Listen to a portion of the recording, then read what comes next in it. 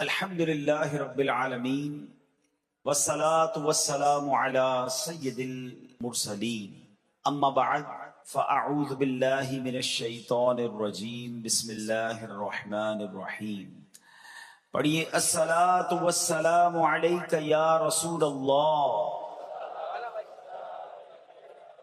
وعلى آلك وأصحابك يا حبيب الله الصلاة والسلام عليك يا نبي الله وعلى آلك وأصحابك يا نور الله۔ پیارے پیارے اسلامی بھائیوں اور مدنی چینل کے ناظرین، درود پاک پڑھنے کے بے شمار فضائل و برکات ہیں۔ مصطفیٰ جان رحمت، شمع بزم ہدایت، نوشہ بزم جنت، پیکر جود و سخاوت، منبع علم و حکمت صلی اللہ تعالی علیہ وآلہ وسلم کا فرمان عالی شان ہے، جس کا مضمون ہے کہ جو کوئی شخص مجھ پر ایک بار درود پاک پڑھتا ہے، اللہ کریم اس پر اپنی 10 رحمتیں نازل فرماتا ہے۔ جو کوئی مجھ پر 10 بار درود پاک پڑھے، رب کریم اس پر 100 رحمتیں نازل فرماتا ہے۔ اور جو کوئی 100 بار درود پاک پڑھے، اس کی دونوں آنکھوں کے درمیان یہ لکھ دیا جاتا ہے کہ یہ بندہ نفاق اور دوزخ کی آگ سے بری ہے۔ اب بتائیے 100 بار درود پاک پڑھنے میں وقت ہی کتنا لگتا ہے؟ ہم اپنا بہت سارا وقت فضول باتوں میں، بعض اوقات موبائل فون پر گزار دیتے ہیں۔ اگر یہ وقت بچا کر ہم اس کو درود پاک میں صرف کر لیں، ہم سبھی تو چاہتے ہیں ہم پر رحمت الہی نازل ہو، ہم سبھی تو چاہتے ہیں ہم مصیبتوں سے بچے رہیں۔ تو یہ سیکیورٹی اگر آپ چاہتے ہیں کہ خیر سے جائیں، خیر سے آئیں۔ اب دیکھیں نا، آپ میں سے بہت سارے سفر کر کے آئے ہیں، پیچھے گھر والوں کو بھی فکر ہوگی کہ خیر سے رہیں، آپ بھی چاہتے ہوں گے گھر والے خیر سے رہیں، تو گھر والے بھی درود پڑھتے رہیں، ان پر بھی رحمتیں برستی رہیں گی، آپ بھی درود پڑھتے رہیں، آپ پر بھی رحمتیں برستی رہیں گی۔ 10 محرم الحرام کا دن اسلامی تاریخ میں، بلکہ یہ کہا جائے کہ دنیا کی تاریخ میں ایک بڑا ہسٹوریکل، بڑا تاریخی دن ہے۔ یہ ایک ایسا دن ہے کہ جس دن اتنے بڑے بڑے واقعات ہوئے ہیں کہ میں نہیں سمجھتا کہ کسی اور تاریخ کو، پرٹیکولر ڈے کو، کسی خاص دن اتنے بڑے بڑے واقعات کسی اور دن ہوئے ہوں۔ یقیناً ہم عاشقان صحابہ اور اہل بیت اس دن کو امام علی مقام، امام عرش مقام، امام حسین اور ان کے رفقا کے ساتھ جو ظلم کی داستان ہوئی کربلا کے میدان میں، اس بنا پر اسے یاد رکھتے ہیں، مگر اس کے علاوہ بھی اس دن بہت بڑے بڑے واقعات ہوئے۔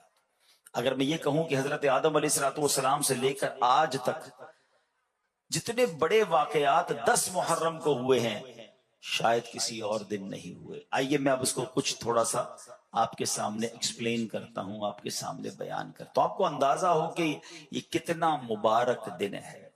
حضرت آدم علیہ السلام، ہم سب آدمی کہلاتے ہیں نا۔ آدمی کیوں کہلاتے ہیں؟ حضرت آدم کی اولاد ہونے کی وجہ سے۔ حضرت آدم کی پیدائش کب ہوئی؟ یعنی جب سے بنی نو انسان کا سلسلہ شروع ہوا، وہ حضرت آدم سے شروع ہوا۔ تو حضرت آدم کی پیدائش کا جو دن تھا وہ 10 محرم الحرام کا دن تھا۔ دا برتھ ڈے آف سیدنا آدم علیہ نبینا علیہ السلام، وہ کیا تھی؟ وہ 10 محرم الحرام۔ حضرت آدم کو جو جنت میں داخل کیا گیا وہ بھی 10 محرم الحرام کا دن تھا۔ حضرت آدم علیہ السلام کی زندگی کا ایک اور بڑا اہم دن تھا کہ جب آپ کی توبہ قبول کی گئی، تو حضرت آدم کی توبہ کے قبول ہونے والا دن بھی 10 محرم الحرام کا دن تھا۔ اچھا آگے چلتے ہیں۔ ہم کہتے ہیں جناب دنیا میں کون سی چیز کب بنی، بڑی بات ہوتی ہے اس پر، انوینشنز پر بات ہوتی ہے، ایجادات پر بات ہوتی ہے۔ کائنات کی اہم ترین چیزیں، زمین، آسمان، سورج، چاند، ستارے، اچھا پھر عرش، کرسی، جنت، یہ سب کے سب جو بنائے گئے یہ 10 محرم الحرام کو ہی بنائے گئے۔ اب سوچئے کتنا اہم دن ہے۔ اچھا اور آگے چلتے ہیں۔ حضرت ابراہیم علیہ نبی علیہ السلام یہ خلیل اللہ ہیں، اور اپنے بعد تمام نبیوں کے والد ہیں، کیونکہ آپ ہی کی نسل سے بعد میں اس کے بعد سارے انبیاء گزرے۔ حضرت ابراہیم کا یوم ولادت بھی، ان کی پیدائش کا دن بھی 10 محرم الحرام ہے۔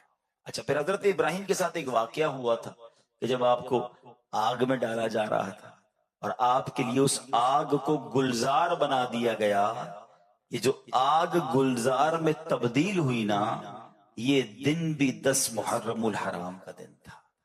اچھا، پھر آگے چلتے ہیں۔ حضرت موسیٰ علیہ نبینا علیہ السلام کلیم اللہ ہے، آپ کی زندگی کا وہ تاریخی دن جبکہ بہت تکلیف دی فرعون کے لوگوں نے اور فرعون نے، مگر آپ کو اور آپ کی قوم کو نجات کیسے ملی تھی کہ دریائے نیل سے آپ تو نکل گئے، دریا نے راستہ دے دیا، مگر فرعون اپنے ساتھیوں کے ساتھ دریائے نیل میں غرق ہوا۔ یہ جو فرعون سے نجات ملی، فرعون غرق ہوا، یہ دن بھی 10 محرم الحرام کا دن تھا۔ اور آگے چلتے ہیں، حضرت عیسیٰ روح اللہ علیہ نبینا علیہ السلام، ان کی پیدائش کا دن بھی، ڈیٹ آف برتھ 10 محرم الحرام۔ حضرت عیسیٰ علیہ السلام کو جو آسمانوں پر اٹھایا گیا، یہ دن بھی 10 محرم الحرام۔ اسی طرح حضرت نوح علیہ السلام، طوفان نوح آپ نے سنا ہوگا کہ جب ساری دنیا میں پانی تھا، کوئی بچا نہیں، صرف ایک کشتی تھی جس میں 80 کے قریب لوگ تھے، باقی ساری دنیا کے لوگ ڈوب گئے تھے۔ وہ کشتی گھومتی رہی اور جب جا کر کوہ جودی پر جا کر کنارے لگی تو وہ دن بھی عاشورے کا دن یعنی 10 محرم الحرام کا دن تھا۔ حضرت سلیمان علیہ السلام کو بڑی بادشاہت ملی، آسمان و زمین اور جناب ہواؤں پر اور جانوروں پر اور پتہ نہیں کتنی چیزوں پر آپ کو حکومت ملی، اتنی بڑی بادشاہت، مگر آپ کو جو یہ ملک عظیم عطا کیا گیا، یہ بھی دن تھا 10 محرم الحرام کا۔ حضرت یونس علیہ السلام کی زندگی میں ایک بڑا عجیب واقعہ ہوا کہ آپ مچھلی نے آپ کو نگل لیا اور مچھلی کے پیٹ میں انہوں نے اللہ کو پکارا تھا، کیا دعا کی تھی؟ لا الہ الا انت سبحانک انی کنت من الظالمین۔ یہ آیت کریمہ یاد رکھو میرے پیارے اسلامی بھائی۔ علماء فرماتے بندہ کتنی بڑی مشکل میں کیوں نہ ہو، اپنے رب کو دل سے پکارے، وہ رب جو حضرت یونس کو مچھلی کے پیٹ سے باہر نکال سکتا ہے، وہ تمہیں بھی غموں کی دنیا سے باہر نکال دے۔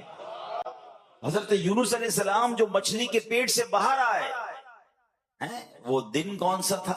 وہ دن بھی عاشورے کا دن تھا، وہ دن بھی 10 محرم الحرام۔ اچھا، پھر حضرت یعقوب علیہ السلام، ان کی بینائی، ان کی جو دیکھنے کی طاقت تھی، ان کی آئی سائٹ جو تھی وہ کمزور ہو گئی تھی، ضعف آ گیا تھا۔ اللہ نے اس بینائی کے ضعف کو، اس بینائی کی کمزوری کو جو دور کیا، وہ جو دن تھا وہ بھی 10 محرم الحرام کا تھا۔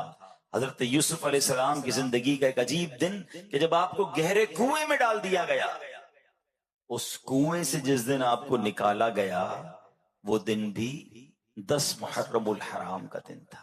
حضرت ایوب علیہ السلام پر بڑی تکلیفیں آئیں، صبر ایوب تو مشہور ہے نا، مگر حضرت ایوب علیہ السلام کی اس تکلیف کو، اس بیماری کو جس دن دور کیا گیا، وہ دن بھی یہی 10 محرم الحرام کا دن تھا۔ آسمان سے سب سے پہلی بارش، یہ جو بارش ہے نا، یہ میری اور آپ کی زندگی کا سبب ہے، اس پانی سے ہی تو ہم یوں سمجھے کہ ہماری لائف لائن ہے، مگر یہ آسمان سے جو پہلی بارش آئی، وہ دن بھی 10 محرم الحرام کا دن تھا۔ یہ وہ دن ہے کہ پچھلی امتوں میں جس کا روزہ بڑا مشہور تھا، بلکہ کچھ روایت ایسی بھی ملتی ہیں کہ رمضان کا روزہ فرض ہونے سے پہلے عاشورے کا روزہ فرض تھا، پھر منسوخ کر دیا گیا، پھر رمضان کا روزے فرض ہوئے۔ یہ اتنا مبارک دن ہے۔ اور اس کے علاوہ جب یہ تقریباً میں نے آپ کو کم و بیش 24 واقعات، 24 باتیں بتائیں جو عاشورے سے متعلق ہیں، اور پھر 25واں واقعہ وہ ہے کہ امام علی مقام، امام عرش مقام، امام حسین رضی اللہ تعالیٰ عنہ اور ان کے رفقا کو بھوکا پیاسا کربلا کے میدان میں شہید کیا گیا۔ اب ذرا سوچیے یہ دن کیسا ہے، یہ کتنا تاریخی دن ہے۔ آج کے دن میں پتہ ہے ہم نے دعا کیسے مانگنی ہے اللہ کی بارگاہ میں، التجا کیسے کرنی ہے کہ اے اللہ تو نے آج کے دن حضرت آدم کی توبہ کو قبول کیا ہے، اے اللہ میری توبہ بھی قبول فرما لے، مجھے بھی سچی توبہ عطا فرما۔ اے حضرت یوسف کو اندھیرے کنویں سے نکالنے والے، مجھے بھی گناہوں کی ظلمت سے نکال کر نیکیوں کے نور میں داخل فرما دے۔ اے حضرت یونس کو مچھلی کے پیٹ سے نجات دینے والے، اے اللہ مجھے بھی غموں کی اور مصیبتوں کی تکلیف سے باہر نکال دے۔ اے رب جو تو نے عاشورہ کے دن حضرت موسیٰ کو اور ان کے رفقا کو دریائے نیل میں راستہ عطا کیا، اے اللہ مجھے بھی نیکی کے راستے پہ چلا دے، مجھے بھی گناہوں کے سمندر سے پار لگا دے اور میری بھی کشتی جو ہے وہ کنارے لگ جائے۔ اے رب کریم جو تو نے حضرت نوح کی کشتی کو عاشورہ کے دن کنارے لگا دیا، اے اللہ ہماری کشتی بھی کنارے لگا دے، ہمارا سفر بھی جو ہے وہ خیر سے عافیت سے پورا ہو جائے اور دنیا سے جائیں تو ایمان سلامت لے کر اس دنیا سے اپنی قبر میں جائے۔ آج تو مانگنے کا دن ہے، آج تو کرم نوازی کا دن ہے۔ امام حسین اور ان کے رفقا کا وسیلہ پیش کر کے، شہدائے کربلا کی بات کر کے اللہ کی بارگاہ میں التجا کریں کہ اللہ ان قربانیوں کا واسطہ ہمیں بھی اپنے دین کی خاطر قبول فرما لے، ہمیں بھی مخلص مبلغ بنا دے۔ اللہ ہم سے بھی کوئی ایسی خدمت لے لے کہ ہم بھی تیرے دین کی خاطر کچھ ایسا کر جائیں کہ جب قیامت کے دن امام حسین سے ملاقات ہو تو ہم بھی عرض کر سکیں کہ حضور اپنے حصے کا چراغ جلا کر آیا ہوں، میں بھی آپ کے نانا جان کے دین کی کوئی خدمت کر کے آیا ہوں۔ سوچو میرے پیارے اسلامی، اتنا مبارک، تو ایک تو میں نے بتانا تھا کہ عاشورہ کا دن کتنا مبارک دن، عبادت میں، دعاؤں میں، التجاؤں میں اور ان عظیم واقعات کی یادوں میں گزارے۔ اب آتے امام حسین رضی اللہ عنہ کا مرتبہ۔ میں صرف دو تین باتیں جو میسج جو باتیں سیکھنی ہیں ہم کو اس واقعے سے وہ عرض کرنے کی کوشش کرتا ہوں۔ امام حسین رضی اللہ عنہ کوئی عام شخصیت نہیں ہے، ہر صحابی کا مرتبہ بہت ہی اعلیٰ ہے، مگر حسنین کریمین کی تو بات ہی نرالی ہے نا۔ نبی پاک علیہ السلام فرماتے یہ جنت کے نوجوانوں کے سردار ہیں۔ حسنین کریمین کے بارے میں نبی پاک فرماتے ہیں دونوں میرے پھول ہیں۔ آقا علیہ السلام صرف پھول فرماتے نہیں بلکہ پھولوں کی طرح انہیں سونگھا بھی کرتے تھے، انہیں چوما بھی کرتے تھے۔ انہوں نے نبی پاک کے کاندھوں پر سواری کی ہے۔ امام حسین رضی اللہ عنہ کو راکب دوش مصطفیٰ کہا جاتا ہے، یعنی نبی پاک کے کاندھوں پر سواری کرنے والا۔ اللہ اکبر۔ آقا علیہ السلام فرماتے ہیں حسین مجھ سے ہے اور میں حسین سے۔ کیسا پیار ہے، کیسی محبت ہے۔ ہمارے یہاں جب کسی بچے کی ولادت ہوتی ہے نا تو ہم کسی بزرگ کو، کسی مولوی صاحب کو، کسی کوشش کرتے نیک بندے کو ڈھونڈیں جو کان میں اذان بھی دے دے اور تحنیک یعنی گٹی دے دے، کوئی کھجور کھلا دے، کوئی شہد چٹا دے، اچھی بات ہے، اچھی ابتدا ہوتی ہے کہ چلے کسی نیک بندے کا جھوٹا جو ہے ہمارے بچے کے منہ میں چلا جائے۔ مگر آپ کو پتہ ہے امام حسین کی سٹارٹ کیسے ہوئی ہے، ان کی ابتدا کیسے ہوئی ہے؟ ایک تو امام حسین پیدا ہی مدینہ منورہ میں ہوئے اور پھر سب سے پہلی خوراک انہیں کیا ملی ہے؟ نبی پاک نے اپنی گود میں لیا۔ اچھا سرور کائنات علیہ السلام نے انہیں کوئی کھجور یا شہد نہیں چٹایا، پیارے آقا نے اپنی زبان مبارک امام حسین کے منہ میں دے دی۔ آئے ہائے، ذرا سوچو تو صحیح، پہلی خوراک ہی لعاب مصطفیٰ ہے۔ نبی پاک کا مبارک لعاب جو ہے وہ امام حسین کی پہلی خوراک ہے۔ پہلی انہوں نے ان کی کانوں نے پتہ پہلی آواز کیا سنی ہے؟ ہم کہتے ہیں کسی بزرگ سے اذان دلوا دو، اللہ اکبر۔ امام حسین کی قسمت پر ہماری جانیں قربان، ان کے کانوں میں پہلی آواز جو آتی ہے وہ آواز کیا ہے؟ اللہ اکبر، اللہ اکبر۔ یعنی اللہ رب العالمین کا نام ہے مگر آواز رحمت للعالمین کی ہے۔ اے خوراک بھی ابتدا کیسی ہے، آواز بھی کیسی ہے۔ نبی پاک کی گود میں پلے ہیں، بہت پیار۔ مگر ایک بار ایک صحابیہ نے دیکھا کہ پیارے آقا علیہ السلام کی گود میں امام حسین ہیں اور نبی پاک کی آنکھوں میں آنسو ہیں، آنسوؤں کی جھڑی لگی ہوئی۔ صحابیہ نے کہا حضور آپ رو رہے ہیں، خیریت تو ہے؟ نبی پاک نے فرمایا جس کا مضمون ہے کہ ابھی جبریل امین میرے پاس آئے اور جبریل نے کہا کہ یا رسول اللہ صلی اللہ علیہ وسلم، آپ کی امت آپ کے نواسے کو شہید کر دے گی، اور مجھے جو مقتل کی مٹی ہے، یعنی جہاں امام حسین شہید کیے جائیں گے نا، اس جگہ کی مٹی بھی دکھائی گئی۔ نبی پاک کو بچپن میں ہی بتا دیا گیا تھا کہ امام حسین شہید کیے جائیں گے۔ اچھا، ایک بار مولا علی شیر خدا جو والد ہیں امام حسین، وہ کہیں کربلا کے قریب سے راستے میں مقام جنگ صفین کے دوران جا رہے تھے۔ جب فرات کا کنارہ آیا، کربلا کا مقام آیا، تو حضرت مولا علی نے یہ بھی بتا دیا کہ یہاں شہداء کے خیمے بندھیں گے، یہاں ان کے جو جسم اقدس ہیں شہید ہونے کے بعد ان کے بدن یہاں پر ہوں گے۔ یعنی ایک ایک چیز مولا علی کو معلوم تھی کہ کس کس طرح شہید کیے جائیں گے۔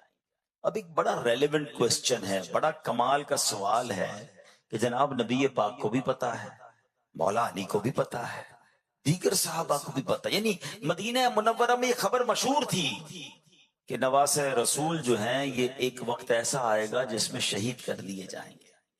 اب پیارے آقا کا مرتبہ یہ ہے کہ نبی پاک علیہ الصلوۃ والسلام تو اللہ کی بارگاہ میں ہاتھ اٹھائیں تو سورج واپس پلٹ آتا ہے، آپ اشارہ کریں تو چاند کے 2 ٹکڑے ہو جاتے ہیں۔ بڑے بڑے پرابلم لے کر صحابہ آتے تھے اور آقا علیہ الصلوۃ والسلام دعا فرماتے، ان کی مشکل آسان ہو جاتی تھی۔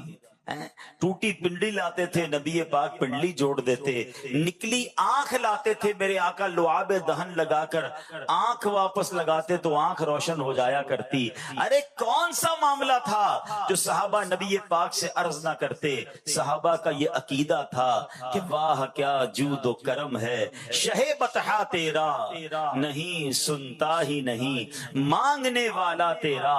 مگر سوال یہ ہے کہ نبی پاک نے دعا کیوں نہیں کی کہ یا اللہ حسین سے مجھے بڑی محبت ہے، میرا نواسا ہے، اے اللہ میں اس سے بہت پیار کرتا ہوں، اس سے کربلا کا امتحان ٹال دے، اے اللہ اس سے شہید ہونے سے بچا لے، اے اللہ اس پر ظلم ہونے سے بچا لے۔ نبی پاک نے تو دعا نہیں کی۔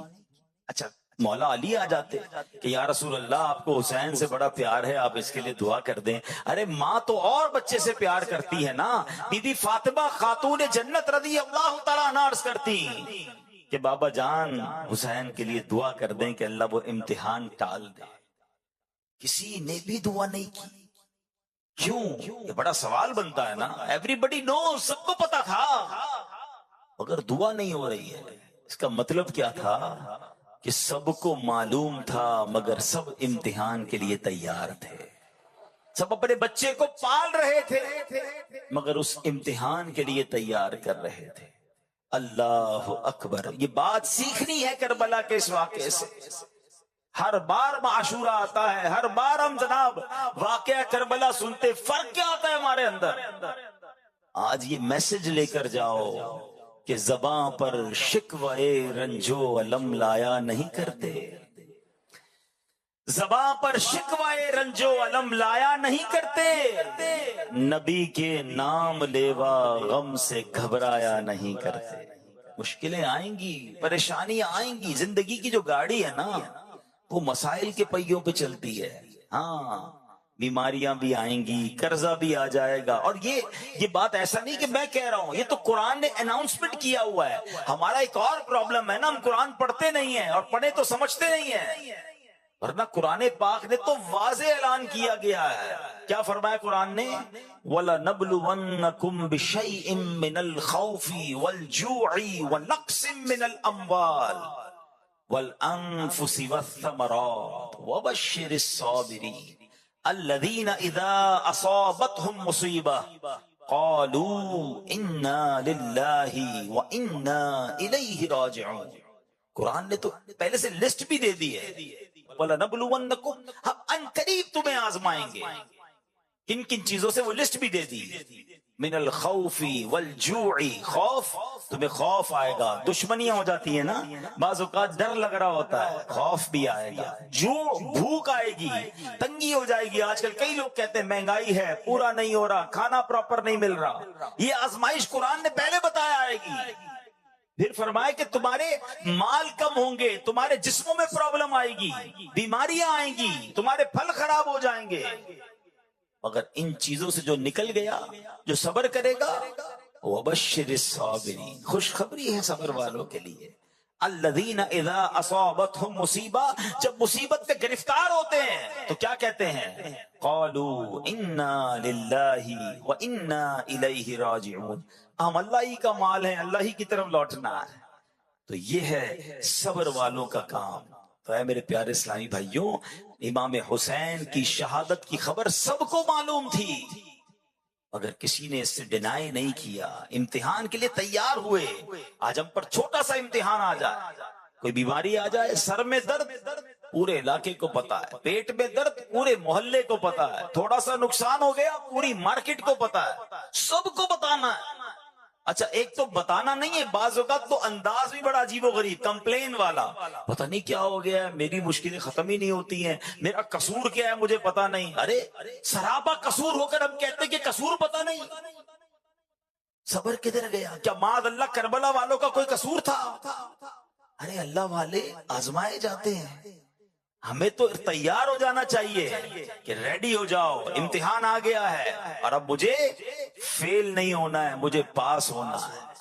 اچھا باتیں تو ہم سارے ہی کرتے ہیں صبر کی، کچھ لوگ ہوتے ہیں پورے علاقے کو پورے شہر کو بتا دیا اور اب کہتے ہیں بس بھائی کیا کروں، اب تو صبر ہی کر رہا ہوں۔ اب آپ صبر نہیں کر رہے، آپ نے بے صبری کر دی، آپ کا ثواب چلا گیا جناب۔ مزہ یہ ہے کہ میں جانوں میرا رب جانے، کسی کو پتہ بھی نہ چلے۔ صبر جمیل کی تعریف بھی یہی ہے کہ بندہ مصیبت میں ہو اور سامنے والے کو پتہ ہی نہ چلے کہ اس کو کتنا بڑا دکھ ہے، نہ چہرے سے پتہ چلے نہ انداز سے پتہ چلے، تو انداز یہ ہو، کسی کو کیوں بتائیں۔ یہ پہلا میسج جو ہے ہمیں یہ لے کر جانا ہے، نیت کریں انشاءاللہ صبر کا دامن نہیں چھوڑیں گے۔ ان اللہ مع الصابرین، اللہ کی رحمت صبر والوں کے ساتھ، صبر کرو نا، پھر دیکھو کیسے رحمت الہی ملے گی آپ۔ اچھا اب چلتے ہیں ایک اور پیغام کی طرف۔ ویسے تو بہت سارے کربلا کے میدان سے، اس پورے واقعے سے قدم قدم پر ہمارے لیے پیغام۔ جب یہ مارکہ ہونے لگا تھا، امام حسین کربلا کے قریب پہنچ گئے، تو سب سے پہلے جنہوں نے انٹرسپٹ کیا، جنہوں نے روکا، وہ تھے حضرت حر۔ 1000 گھڑ سواروں کو لے کر آئے اور آپ کو روکا۔ تو امام حسین نے کہا کہ ہمیں کیوں روک رہے ہو، ہمیں کیوں گرفتار کر رہے ہو؟ ہم تو کوفہ والوں کا لیٹر دیکھ کر ان کی ریکویسٹ پر آئے ہیں، ہمیں تو بہت سارے خط لکھے گئے، اگر آپ کہتے ہیں کہ ہماری ضرورت نہیں تو ہم واپس چلے جاتے ہیں، ہم لڑنے تو آئے نہیں۔ مگر حر کہتے ہیں کہ نہیں، مجھے ابن زیاد کی طرف سے یہ آرڈر ملا ہے کہ آپ کو چھوڑنا نہیں ہے، آپ کو گرفتار کرنا ہے۔ امام حسین فرماتے کہ ہمارا قصور کوئی نہیں، ہمیں کیوں گرفتار کر رہے ہیں؟ بہرحال باتوں باتوں میں نماز کا وقت ہو گیا۔ امام حسین رضی اللہ تعالیٰ نے فرمایا کہ ٹھیک ہے، اب نماز کا وقت ہو گیا، ہمیں نماز پڑھنے دو، تمہیں اپنی پڑھنی ہے تو اپنی پڑھ لو۔ حضرت حر کے دل میں اہل بیت سے محبت تھی، نرمی بھی تھی، کہ نہیں نماز تو ہم آپ کے پیچھے ہی پڑھیں گے۔ تو امام حسین نے امامت کرائی اور ان لوگوں نے نماز بھی امام حسین کے پیچھے پڑھی۔ لیکن ہوا یہ کہ ایک وقت ایسا آیا کہ پھر پیچھے سے لشکر اور آ گیا، بڑی ڈیٹیل ہے اس کی، اور اب بالکل 10 محرم کا جب دن آیا اور لڑائی کی تیاری ہونے لگی، امام حسین نے ایک بڑا عظیم خطبہ دیا کربلا کے میدان میں، اور آپ نے اتمام حجت فرمائی، ان لوگوں کو بہت سمجھایا کہ لوگوں دیکھو مجھے پہچانو میں کون ہوں، میں نبی پاک کا نواسا ہوں، میرے آقا علیہ السلام نے میرے فضائل بیان کیے ہیں، مجھے جنتی نوجوانوں کا سردار قرار دیا، اگر تم نے آج مجھے شہید کر دیا تو قیامت کے دن اللہ کو کیا منہ دکھاؤ گے؟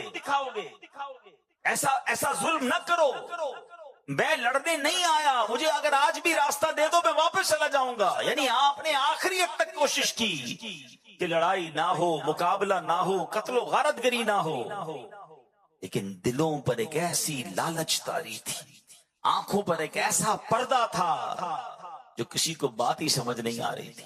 مگر حضرت حر کی کیفیت بدلنے لگی، آپ یزیدی لشکر میں تھے، آپ کے ہاتھ بھی کانپنے لگے، پیر بھی کانپنے لگے، کپ کپی طاری ہو گئی۔ حضرت حر کا ایک دوست تھا، ساتھی تھا، کہتا اے حر تمہیں کیا ہو گیا؟ تم تو بڑے سپہ سالار، بڑے جری بہادر، بڑے بڑے تم نے مقابلے کیے، آج تم یہ 72 کا لشکر سامنے دیکھ کر ڈر گئے ہو کیا؟ تمہیں سمجھ نہیں آ رہی تمہیں ہو کیا گیا ہے؟ حضرت حر نے وہ تاریخی جملے کہے کہ میں اس لیے ڈر رہا ہوں، اس لیے کانپ رہا ہوں کہ مجھے جنت بھی نظر آ رہی ہے، مجھے دوزخ بھی نظر آ رہی ہے۔ میں اگر تمہارے ساتھ رہتا ہوں تو مجھے جہنم کی آگ نظر آ رہی ہے، اور امام حسین کے قافلے کو دیکھتا ہوں تو مجھے جنت پکار رہی ہے۔ اہل بیت کے سامنے کیسے مقابلہ کروں؟ اسی کشمکش میں تھے کہ آخر جوش ایمانی نے جوش دکھایا، اپنے گھوڑے کو انہوں نے زور لگایا اور گھوڑا دوڑاتے دوڑاتے یزید کے لشکر سے نکل کر امام حسین کے قدموں میں آ گئے اور کہتے حضور میری پہلی غلطی معاف فرما دیجئے، جو میں نے آپ کو روکا تھا، اب اجازت دیجئے، میں آپ کے قدموں پر اپنی جان قربان کرنا چاہتا ہوں۔ حضرت حور یہ جانتے تھے کہ 72 کا لشکر ہے، سامنے 22,000 ہیں، یہاں شہادت ہی ملنی ہے، مگر یہاں کی شہادت جو ہے وہ حقیقی زندگی ہے۔ میں اگر اہل بیت کے قدموں پر قربان ہو گیا تو یہی میری مغفرت کا ذریعہ ہوگا۔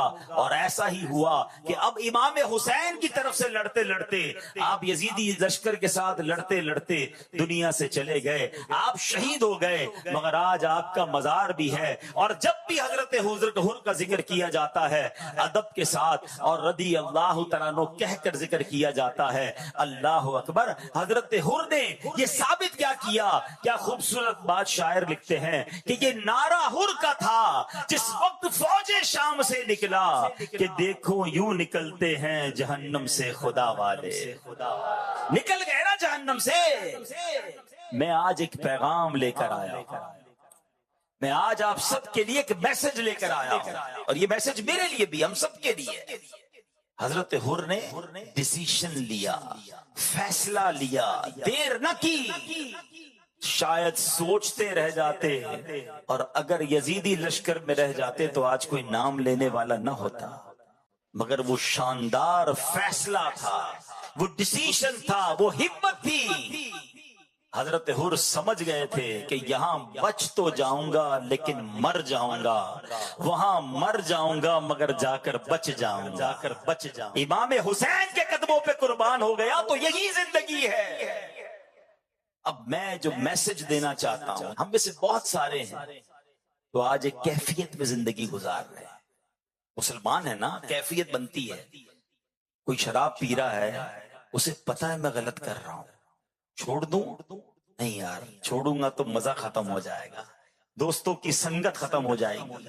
کوئی ہے جو جوا کھیلتا ہے، دل چاہتا ہے چھوڑ دوں، کبھی کبھی خیال بھی آتا ہے، مگر کہتا ہے چھوڑ دوں گا تو اس کا مزہ چلا جائے گا۔ کوئی ہے جو حرام کما رہا ہے، سود کا کاروبار، رشوت کا کاروبار، چوری کر رہا ہے، ڈکیتی ڈال رہا ہے، لوگوں کی چیزوں پر قبضے کر رہا ہے، دھوکے دے رہا ہے۔ کبھی کبھی دل میں خیال آتا ہے چھوڑ دوں، ارے چھوڑ دوں گا تو کاروبار کیسے چلے گا، پیسے کم ہو جائیں گے۔ ایک کیفیت ہے، ڈیسیشن نہیں لے رہا ہے، سوچتا ضرور ہے، ہمت نہیں کر پا رہا ہے۔ حضرت حر کا وہ فیصلہ یاد کرو، ایک طرف مال تھا، دولت تھی، اقتدار تھا، زندگی تھی، 22,000 کے لشکر کے ساتھی تھے، دوسری طرف 72 لوگ تھے جن کے پاس اسلحہ بھی نہیں تھا، بچے تھے، خواتین تھی، پتا تھا جا کر شہیدی ہونا ہے، مگر کیا شاندار فیصلہ کیا کہ دیکھو یوں نکلتے ہیں جہنم سے خدا والے۔ وہ فیصلہ، وہ کربلا کا دن، یقیناً یہ آج کا ہی دن تھا، 10 محرم الحرام حضرت حر نے فیصلہ کیا۔ میں آج ہر اس اسلامی بھائی کو پیغام دے رہا ہوں جو فیصلے میں رکا ہوا ہے، میں حرام چھوڑوں کہ نہ چھوڑوں، میں شراب چھوڑوں کہ نہ چھوڑوں، میں غلط کام چھوڑوں کہ نہ چھوڑوں، میں بدکاری کر رہا ہوں اس غدی عادت سے نکلوں کہ نہ نکلوں۔ اگر حسینی ہونا، اگر واقعی پنجتن کے غلام ہو، ارے آج سے بہتر دن تمہیں کون سا ملے گا فیصلہ کرنے کا۔ آؤ آج نیت کر لو، آج یقین کرو، تم نیت کر لو، تم بری محفل چھوڑ کر قدم تو بڑھاؤ اللہ کی رحمت کی طرف، ارے حرام روزی چھوڑ کر تم حلال کی طرف قدم تو بڑھاؤ۔ اگر تم حرام کا ایک دروازہ بند کرو گے، اللہ رحمت سے تم پر حلال کے کئی دروازے کھول دے۔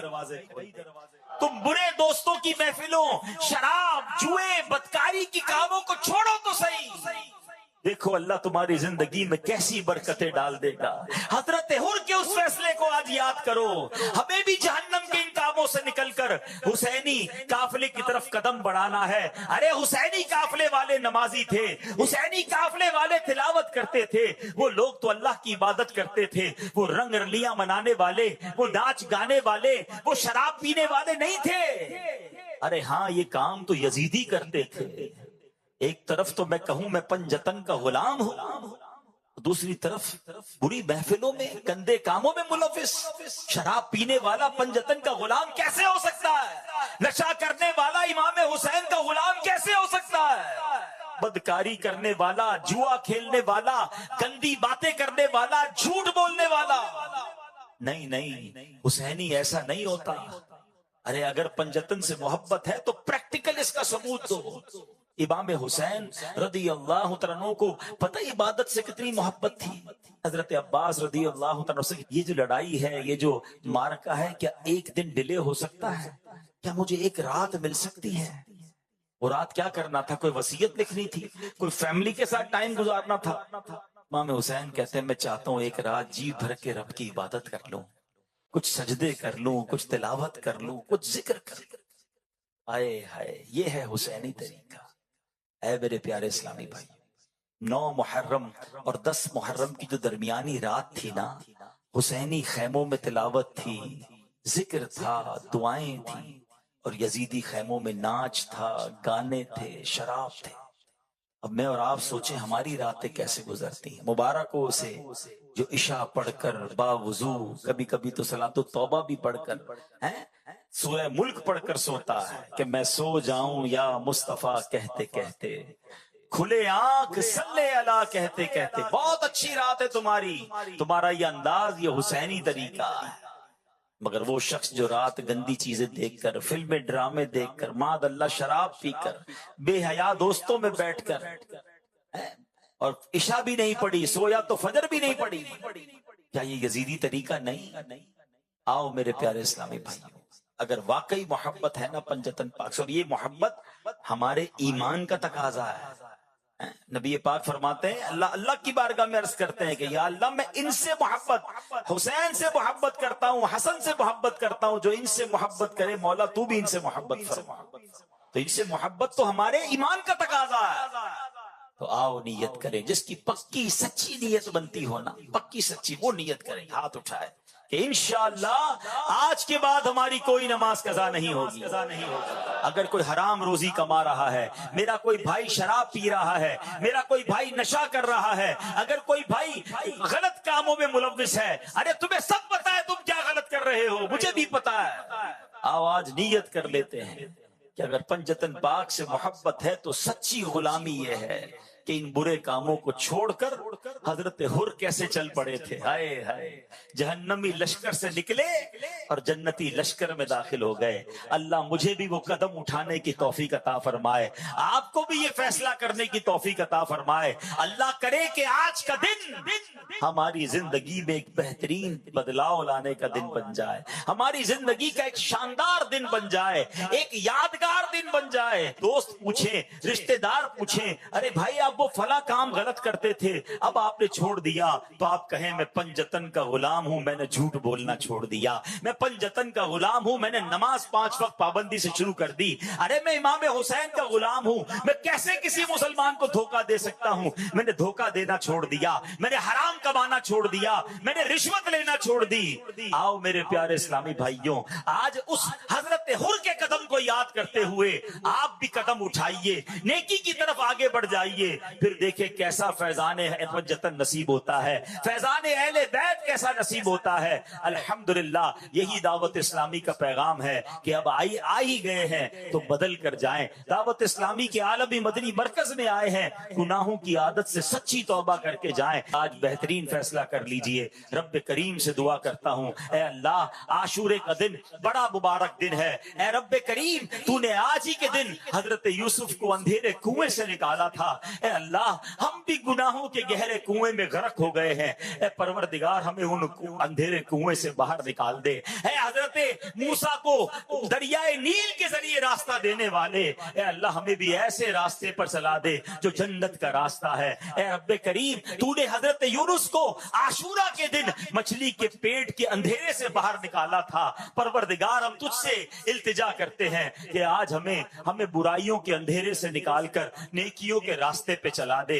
خدا کی قسم سچے دل سے مانگو، وہ رب ضرور مدد فرمائے گا، اس کی رحمت ضرور شامل حال ہوگی اور ہم بھی اچھے انسان بن جائیں گے۔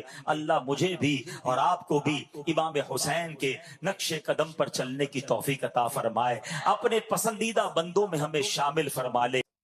الحمدللہ رب العالمین والصلاة والسلام على سید الانبیاء والمرسلین۔ اللهم ربنا آتنا في الدنيا حسنة وفي الآخرة حسنة وقنا عذاب النار۔ رب يسر ولا تعسر وتمم لنا بالخير يا فتاح وبك نستعين يا أول الأولين يا آخر الآخرين يا ذا القوة المتين يا راحم المساكين يا أرحم الراحمين، ارحمنا نحن الفقراء والمساكين، ارحمنا نحن الفقراء والمساكين يا رب البيت، الطف فيما قضيت وابدل العسر يسر يا الله، اخرجنا يا الله من الظلمات الى النور۔ اے رب کریم ہم سب کا جمع ہونا اپنی بارگاہ میں قبول فرما۔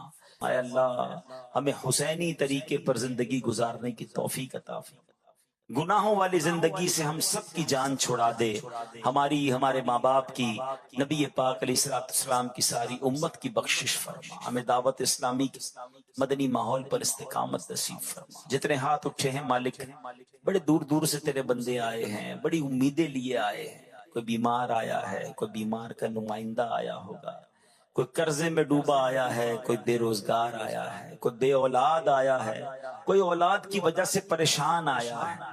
اللہ تجھ سے نہ کہیں تو کس سے کہیں، سب کی جھولیاں بھر دے، سب کی اے اللہ مرادیں پوری کر دے۔ اے اللہ گھر لوٹنے سے پہلے ہمیں خوشخبری عطا کر دے۔ اے اللہ ہمارے کئی مسائل تو ایسے ہیں جس کے بارے میں لوگ کہتے ہیں بڑا مشکل ہے، بہت بڑا مسئلہ ہے، یہ آسان نہیں ہے، یہ نہیں حل ہو سکتا۔ اللہ لوگ کہتے ہیں نا، ہمارا ایمان ہے انک علی کل شیء قدیر، اللہ تو جو چاہے اس پر قادر ہے۔ آج ہمیں اپنی قدرت کا نظارہ دکھا دے، اے اللہ ہماری مشکل آسان کر دے، پریشانی دور فرما دے، جس خوشخبری کا انتظار ہے وہ ہم سب کو عطا کر دے۔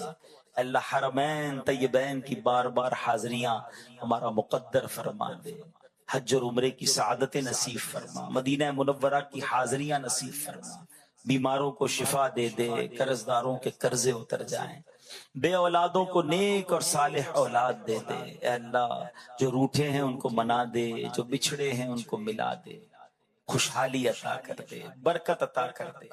اے اللہ حضرت یونس نے جو مچھلی کے پیٹ میں اندھیرے میں تجھے پکارا تھا، آج انہی کی ادا کو ادا کر کے ہم تجھے پکارتے ہیں۔ لا الہ الا انت سبحانک انی کنت من الظالمین، لا الہ الا انت سبحانک انی کنت من الظالمین، لا الہ الا انت سبحانک انی کنت من الظالمین۔ اے رب کریم اس پکار، اس دعا کا واسطہ ہماری زندگی میں بھی غموں کی رات کو ختم کر دے، خوشیوں کی صبح عطا کر دے، سکھ کی صبح عطا کر دے، نیکیوں والی صبح عطا کر دے، صبح طیبہ عطا کر دے۔ اے اللہ آج کا دن ہماری زندگی کا تاریخی دن بنا دے، ہماری زندگی میں بہترین بدلاؤ کا دن بنا دے۔ ہم سدھرنا چاہتے ہیں، ہمت کرتے ہیں مالک، مگر شیطان پھر دبا لیتا ہے، پھر ڈال دیتا ہے گناہوں میں۔ آج تجھ سے مدد مانگتے مولا، بدل دے مولا، ہمارا دل بدل دے، شیطان سے مقابلے میں ہمیں طاقت عطا فرما، ہماری مدد فرما۔ اے رب کریم دعوت اسلامی کے مدنی ماحول پر استقامت عطا فرما۔ اللہ جو مانگ سکے وہ بھی دے دے، جو نہیں مانگ سکے آج تو مانگنے کا دن ہے نا، آج ہمیں وہ بھی عطا فرما دے۔ اللہم ربی یسر ولا تعسر وتمم لنا بالخیر یا فتاح وبک نستعین وَأُفَوِّضُ أَمْرِي إِلَى اللَّهِ إِنَّ اللَّهَ بَصِيرٌ بِالْعِبَادِ۔ ببركة إن الله وملائكته يصلون على النبي يا أيها الذين آمنوا صلوا عليه وسلموا تسليما اللهم صل على سيدنا ومولانا محمد طب القلوب ودوائها وعافية الأبدان وشفائها ونور الأبصار وضيائها وعلى آله وصحبه وبارك وسلم